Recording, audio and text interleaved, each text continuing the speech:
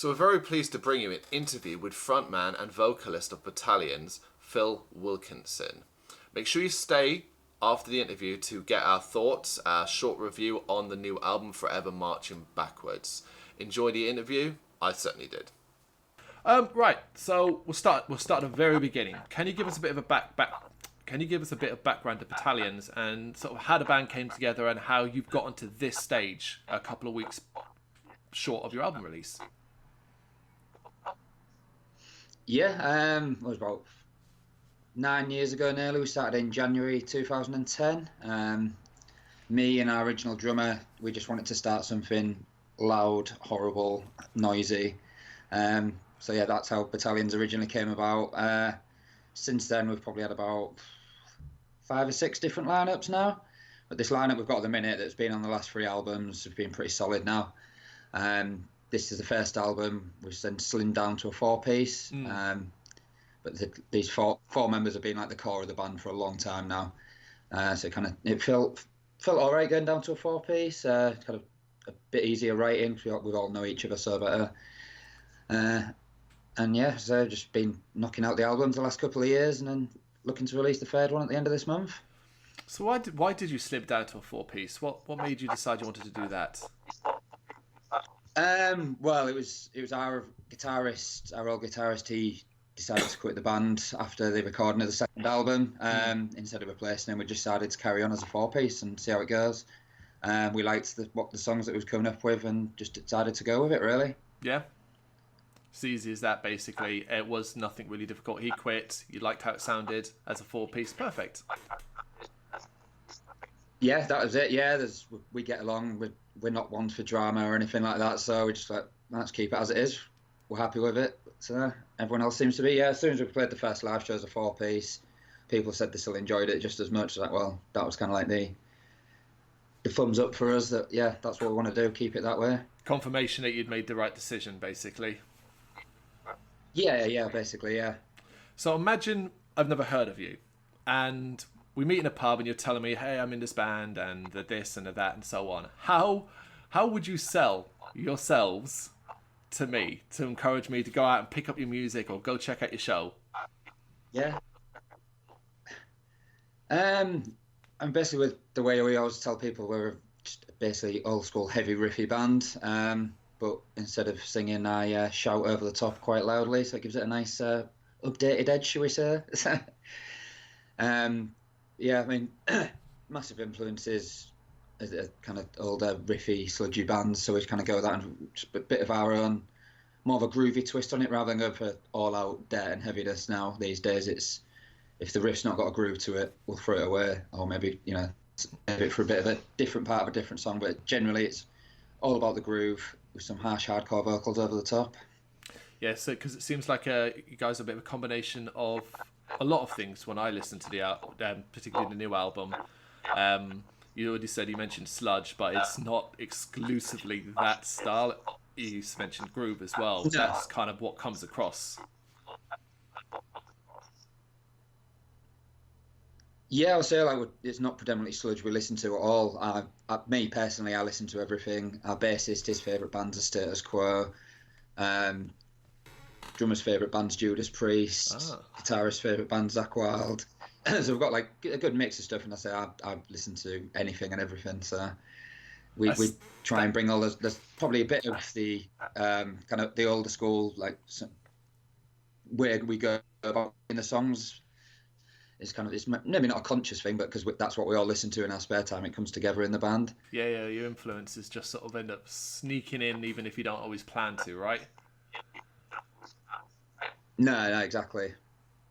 So your new album, Forever Marching Backwards, is out in a couple of weeks, but it's also coming quite soon after the previous album, Moonburn. Why so quick? It's rare metal that we get an album following one only a year before.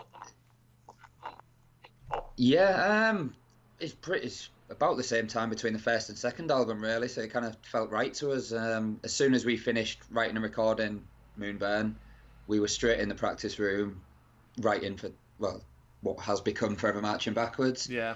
We never really sit down and just go, right, we're just going to play these songs for a bit. Every time we get in the practice room, we're straight before, how we warm up is we'll just go straight into a jam. that's generally how most of our songs are written anyway. So if something comes up in that first practice session, we go, right, we're using that. And that just kind of seemed to happen every week, and we were ready to record an album. So it never really ends then, right? You just basically constantly jamming, constantly finding little notes, bits here and so on, and putting it to the side. Pretty much, yeah. Future. I mean, we've already started on we started on a few more songs. Well, not to say again, not intentionally, but because we're always in the practice room, we're always jamming, and some riffs will come out. We'll go, yeah, we're using that. We'll keep that to a side, and then it'll slowly work its way, and we'll build it into a song. So we're kind of all ready for writing for don't know what our next release will be, but yeah, we're back already writing again. Really, got a few ideas here and there. Excellent. So about the album, there's I did some reading up about what's kind of the themes behind them, maybe what inspired it. But the term "the blind leading the blind" seems to be an important one for it. Can you go a little bit more in depth about that? Sorry, I think the connection's gone a bit there. What was that, mate? Oh, no worries. Regarding the inspiration of the album, I noticed reading up about it, and the term stood out for me, which was the blind leading the blind. It seems to be an important sort of theme regarding the album. Can you go a bit more in depth about that? What, I guess, inspired it? Well, there's no kind of theme throughout the album, but the album title and the lead video and single, Forever Marching Backwards, it's basically just an allegory of how no matter what information you've got, world is given out to you, there's kind of this inbuilt kind of thing within the human race of that they will just blindly follow the one who's kind of shouting loudest, and the lyrics of the song are basically kind of, why are you following me? I'll just forever march you backwards, even though they're telling them that's going to happen, they're still following them blindly. That's kind of my ideas on that song, and what we kind of thought would make a good album title, really. Well, yeah, you talk about that particular song, and obviously the released video as well, that kind of ties into what you're just talking about there. Yeah. And that's being the title track as well. It's such a banger on already what is a bloody brilliant album. So when you came to putting the video together, you obviously wanted to get that across. Do you think it worked? Yeah, I think so. We had a great time shooting the video and getting. So that's where the artwork for the album came from as well. It came out better than we expected, really. That was the artwork for the album was never in intention to be that picture, but we got the first shots back from the video and we saw one of the stills and was like, that would make a brilliant album cover. Like, fits in with the aesthetic of what we wanted as well. Yeah. So we were gonna. It was the same. We had the same graphic artist doing the production again, so it was. Maybe thinking about getting the similar kind of hand-drawn thing that we had on the last two albums, and getting Craig to do something with that. But in the end, it was like, no, that picture, it gives it something a bit different as well, which we thought would kind of differentiate from the last two albums, and the fact that we are now a four-piece with APF. It's kind of the next chapter of the band, so we thought we'd do something different with the artwork as well. Yeah, it's a great idea because it's very striking. It stands out like just instantly what you see. It's mysterious enough that you kind of want to know more just from a picture. You don't want to judge a book by its cover, but that you also want a bit of intrigue. Yeah. That was basically our whole idea when we saw it. Like we all kind of spoke about the same things, like, what will people think? It's not your normal metal album cover at all. It kind of harks back to the older like classic albums that just had like a picture on, was our idea as well. So. Oh yeah, absolutely. Yeah, because you get so many wide and varied designs now that something so simple is actually quite rare, particularly in metal. Mm. Yeah, that's it. And we've done the whole, Skull and Bones, Death and all that, and Fire and Flames on the last two albums. So it's not like we're just kind of eschewing that, but we've just decided a little bit of a different approach on this album with the artwork. We're talking about different approaches then. I already know this story because I've read it in the press release, but I'd love you to be able to share it with everyone who's going to be listening to this. What is the inspiration behind Taisky Vampire, the song? Yeah, I've been looking forward to answering this one. Well, basically, we went out on tour with Pissed for 9 days earlier this year. Pissed, if you don't know them, live up to the band name. So we had a good time in the van with them. But yeah, we was on the way up to Edinburgh, I think it was, and John Nicholson, the guitarist from Pissed, dropped a can of Tisky on the floor and started pissing beer out of the bottom. And our bassist like picked it up and stuck it at the bottom, and our bassist just fucking hell, it's a Tisky vampire. I was like, right, song title, we'll keep that. And yeah, so then we wrote some lyrics to somehow fit in with a vampire that loves Tisky. It's brilliant. I love when inspiration just comes as simple as something as that, an accident basically, but it provides inspiration. It's amazing. It's amazing.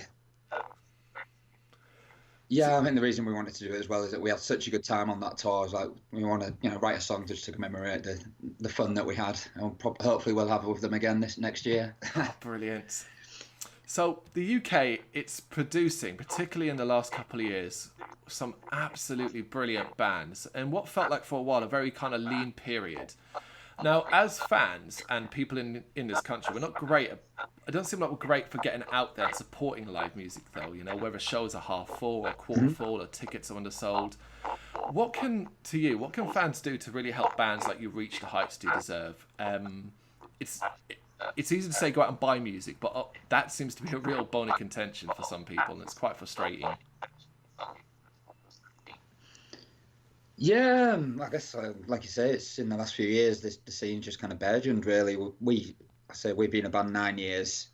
On our own part, we didn't really leave Hull for the first couple of years, so we just kind of got the same crowds. Then after that, we started pushing ourselves out further and further. First couple of years, it was hard getting about.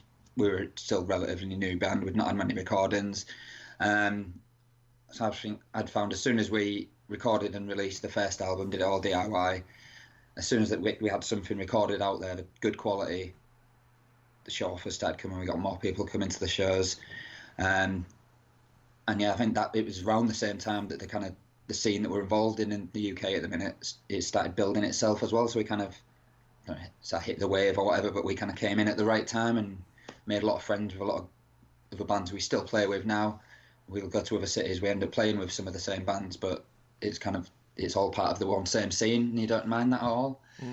It seems now, particularly in our country, that it has to be a DIY style thing. You can sign to a label and you'll get that support, but from the starting point, at least for the first couple of years, it's all DIY stuff, whether it's your own shows, booking them yourself and so on. Is that kind of what... Personally, I kind of grew up with the hardcore scene, so I kind of had the DIY thing instilled into me. I've been putting on shows since I was 17. I've been in bands since I was 16. Released different stuff with different bands. So going DIY with Battalions was never a big issue. And all the guys in the band were all used to that anyway. We'll get our hands stuck in. Yes, I mean, but in the UK is not too big a place, so doing DIY is not that hard really, because it's easy enough, especially with nowadays with Facebook and blah blah blah. It's so easy to make contacts and get it out to places you want to get it out to. If the music is good, people will latch onto it regardless of a label. The label obviously helps, because obviously then you get that further push, and people want to listen to it. So they might not listen to you, but they want to listen to you because you're on the certain label, or it just gives it a bit more of a a bit more of a push, which is always good. What else sort of good things can you sort of say that you've got from being signed to a label? Because obviously there's often a lot of negativity surrounding labels. Yeah. Well, I think we've definitely landed on our feet signing with APF. Field is such a good guy. He's doing it for all the right reasons. He's throwing his full weight behind releasing bands he believes in, putting the money in to get the good formats, doing vinyl, CDs. He's getting the full promotion, which is something we'd have never been able to do on our own, and especially with all having full-time jobs and blah blah blah. Be able to put the effort that kind of is warranted, or that he's been able to do through the label with the PR and everything. It's not something we'd have been able to do ourselves at all. We can already tell. Obviously, this is the first album we've done, but we're getting a lot more reaction than we would have ever done just doing it on our own, which is great. Well, that's exactly the point, and I guess, and if you got the chance to do the formats, to say whether it be vinyl and so on, there's a constant feel within the metal world where collectors exist. So people don't just want the digital copy, they want the vinyl, they want cassettes, so I guess that works perfect then, if that's what you're after. Yeah, well, I mean, I'm one of those people who collects and wants the vinyl and wants the cassettes and wants everything. So for me, it's been a dream of mine to get something on vinyl since I've ever been in bands, and this is the first record that's actually come to fruition, and we're getting it on vinyl. So yeah, looking at it from a fan's point of view, even though it's my own band, I'm absolutely buzzing. I'm getting the vinyl, I'm getting the two colours, potentially tape if it comes out, and it's all adds to my little collection. Such with Battalions, it's easy to collect. But, it's an incredible thing. You must be so proud to have, to even at any stage be able to put a record out on vinyl.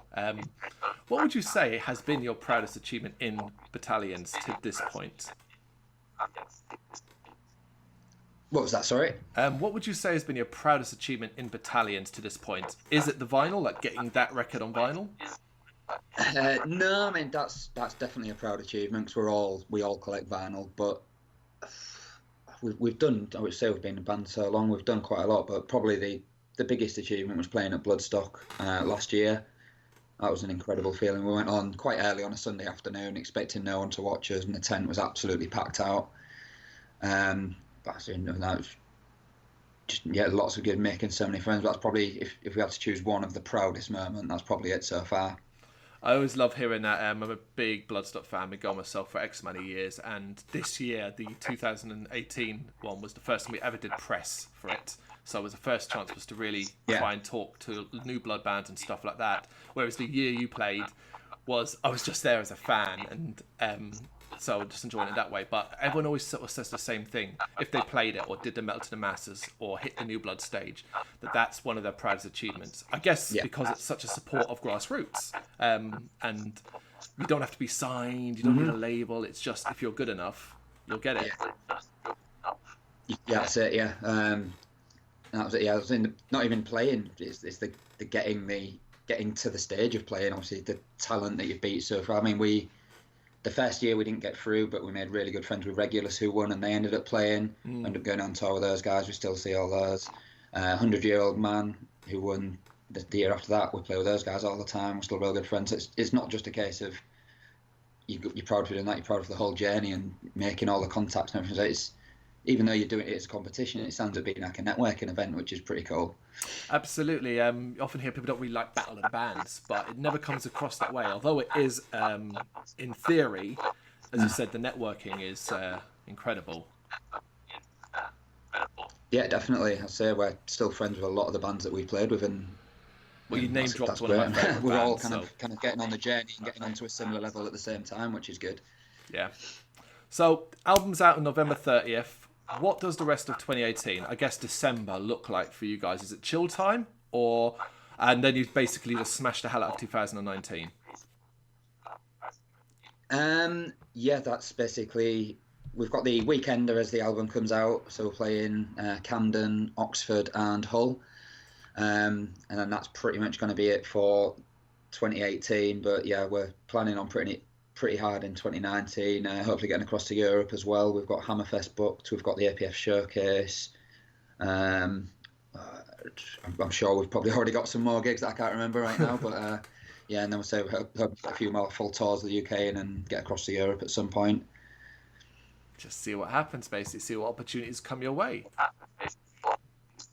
Yeah, and try and make some opportunities as well, always. Yeah, that as well, I suppose. If you sit back and wait for it, you'll just end up playing your local pubs. Yeah, exactly. Right, so a little bit, last sort of one, it's a bit off base, I guess. So when we started our website, we were a video game site only, and that's pissing in the wind, basically. Yeah. Can't really do much with that. So we love horror. We introduced that.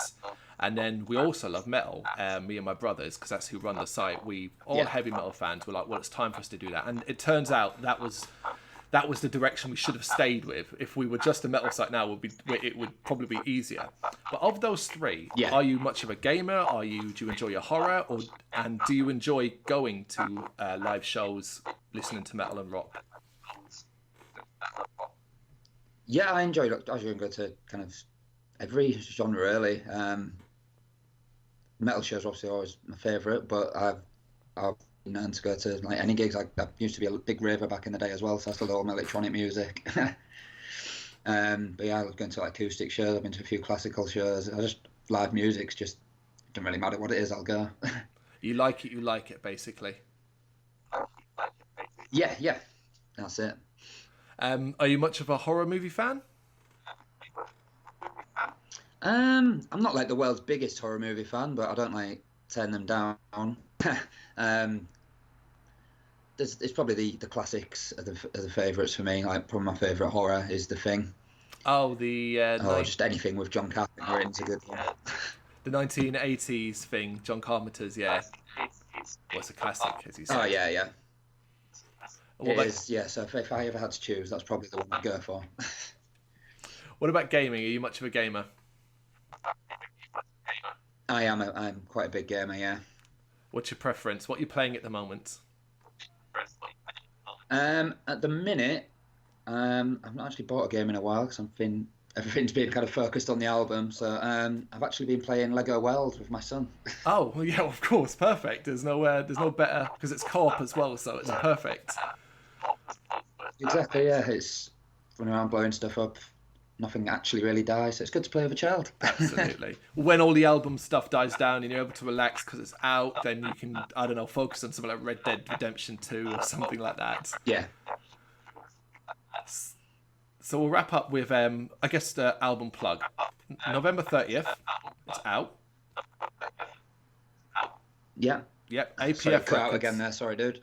Yeah, we're just going to sort of brief mention of the album. November 30th, it's out via APF Records. At this stage, being a few weeks short of the release, is this the most exciting time for you, or are you just desperate to get to that release day? Yeah, it's cool kind of when we're doing all stuff like this, like speaking to you and getting like the reviews and all that kind of stuff back. But at the same time, because obviously we've recorded it a few months ago as well now, we've had the artwork ready to go. We've known when it's coming out. We're all just kind of sat here, just like, come on, hurry up. But it'll be worth the wait. It's soon crept up. It felt like forever, and then all of a sudden it's 2 weeks away. So. And then there you go. It's it'll be here literally before you know it, and then Christmas around the corner. And gets to go in everyone's stockings. Yeah.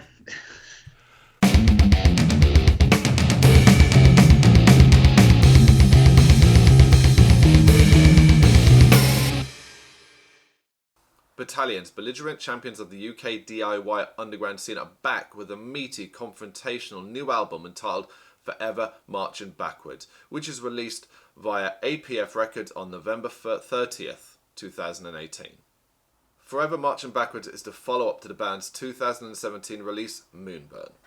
The stoner sludge heavy groove of Forever Marching Backwards is enough to send you into a wild fit of fury. It's a tight, punchy and dirty sound that has plenty of the beardy, beer-soaked swagger about it. From the scar and riffs to the howling vocal style, Battalions is a crusty affair, and there is even much satisfaction to be gained by breaking it apart. It's a bleak affair too, though, even if some of the riffs, like on Cities of Ruin, have a really upbeat style to it.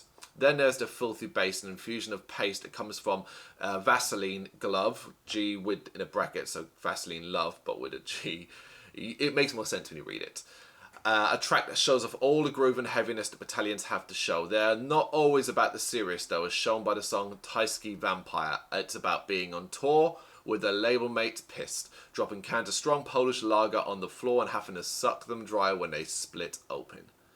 Coming in at about 30 minutes, it's over before you know it, but Battalion saved the best for the latter part of the album. Infinite Void is wickedly dark and tasted with groove that gets the body moving as much as the head banging. The riffs in that and the following Brick Hole are absolutely outstanding. If you're into your sludgy, stoner, heavy, doomy, beer-soaked metal, then make sure you check out Forever Marching Backwards. It's out on November 30th, 2018 via APF Records.